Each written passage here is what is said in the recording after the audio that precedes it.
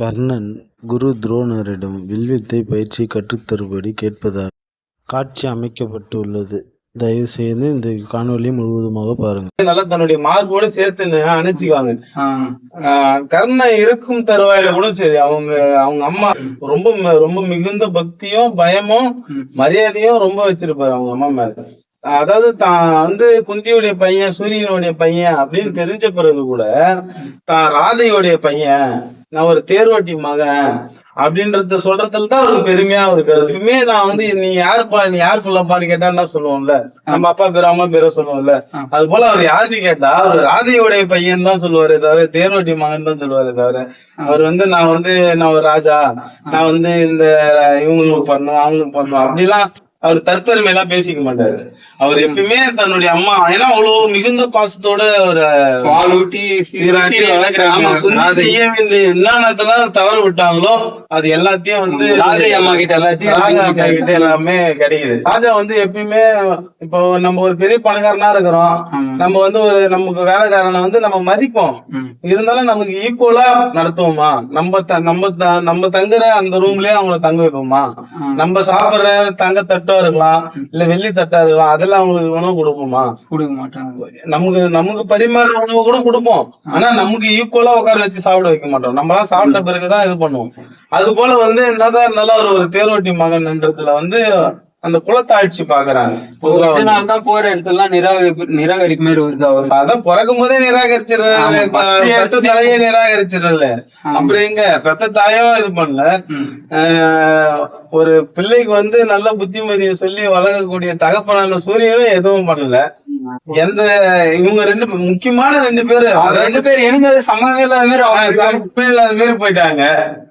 குந்தி வாழ்க்கை ஃபுல்லா கஷ்டப்பட்டாங்கன்னு சொல்லுவாங்க.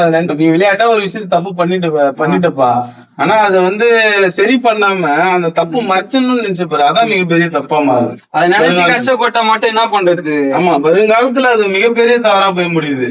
அந்த கர்ணனுக்கு இழைக்கப்பட்ட அநீதியில மிகப்பெரிய நிதி தாய் கர்ணனால ஏத்துக்க முடியாத ஒரு, கர்ணனால மட்டும் இல்ல, யாராலுமே யாராலையும் ஏத்துக்க முடியாத ஒரு விஷயம் என்னன்னா, நம்மள பெத்த தாய் நம்மள ஏத்துக்காம நம்ம நிராகரிக்கிறது தான் நம்மளுக்கு ரொம்ப வலியை கொடுக்கக்கூடிய ஒரு விஷயம்னா அது நம்ம தாய் நம்மள ஏத்துக்காம போறதுதான். இப்ப அவரு கல்வி சாலைக்கு எல்லாம் போயிருப்பாரு, அங்கெல்லாம் எதுவும் பிரச்சனை இல்ல? அங்கெல்லாம் அதுவும் நல்லா நடந்துச்சு. பறக்கும் போதே பிரச்சனை, கல்வி சாலையில அதை விட பெரிய பிரச்சனை. காரணம் பாக்குறாரு, அவருக்கு படிக்கிறதுனா ரொம்ப பிடிக்கும்.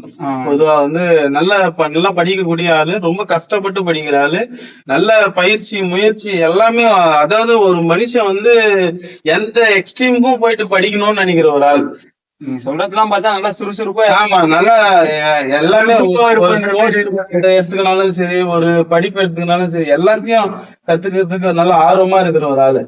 அப்படியாப்பட்ட ஆளுக்கு பாத்தீங்கன்னாக்கா, இப்போ நம்மளே கூட சரி, நம்ம சாதாரண ஒரு ஸ்கூல்ல படிப்போம், ஒரு பணம் இருக்கிறவங்க நல்ல வாத்தியார்களை வச்சு நல்லா பயிற்சி கொடுப்பாங்க. நல்ல அது போலதான் அவங்க அரச குடும்பத்து இப்போ துரியோதன, அதாவது கௌரவர்கள் பாண்டவர்கள் துரோணர், குரு துரோணர் கல்வி அதாவது அவர் ஆசிரியரா நியமிக்கிறாங்க. யாருக்கு?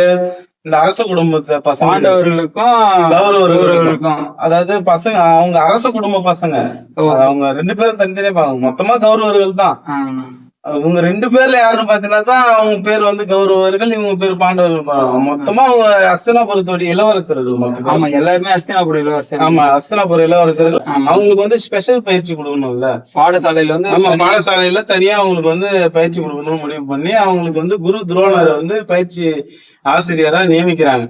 அவரு அப்ப பயிற்சி ஆசிரியரா இருக்கும்போது பாத்தீங்கன்னா, அந்த காலத்துல நம்ம ஸ்கூல்ல படிக்கிற மாதிரி எல்லாம் கிடையாது. வெளிய இடத்துல போயிட்டு ஆத்தங்கரையில, குளத்தங்கரையில, காடு, ஏன்னா எல்லா பயிற்சியும் கத்து கொடுக்கணும். படிக்கிறது மட்டும் இல்லாம வில்வித்தையில இருந்து போர் பயிற்சி எல்லாமே கத்து கொடுக்கணும்ல.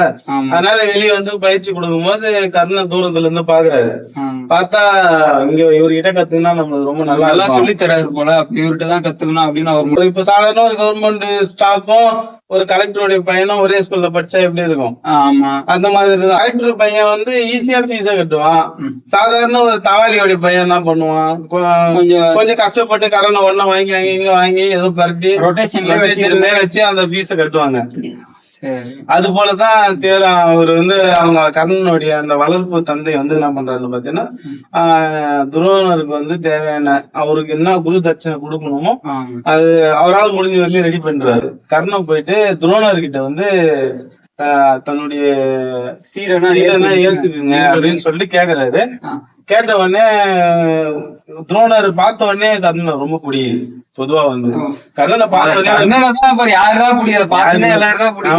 பொதுவா எல்லாரும் சொல்லுவாங்க அர்ஜுனனை பார்த்த உடனே எல்லாருக்கும் பிடிக்குன்னு. ஆனா கர்ணனை தான் எல்லாருக்குமே பிடிக்கும். வெளியே காட்டிக்கலாம் கூட எல்லாருக்குமே வந்து கர்ணன் மனதளவுல எல்லாருக்கும் பிடிக்கும்.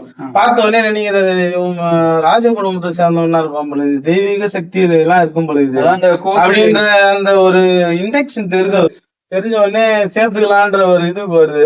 அப்புறம் பொதுவா ஜென்ரலா அவங்க அப்பா யாருப்பா அவங்க அம்மா யாருப்பா அந்த கேள்வி பொதுவா வரும் இல்ல. அப்படி கேட்கும் போது அவங்க அப்பா பேரு சொல்றாரு. அவங்க அம்மா பேரு சொன்ன உடனே துரோணருக்கு வந்து ஒரு டவுட் வருது. இது வந்து அரச குடும்பத்தை சார்ந்த பையன் மாரி தெரியல, நம்ம படிக்க வரும்போது அது நார்மலா வந்திருக்கான் போல இருக்குது அப்படின்னு சொல்லிட்டு நினைக்கிறோம். அப்படி நினைச்சுக்கிறேன்.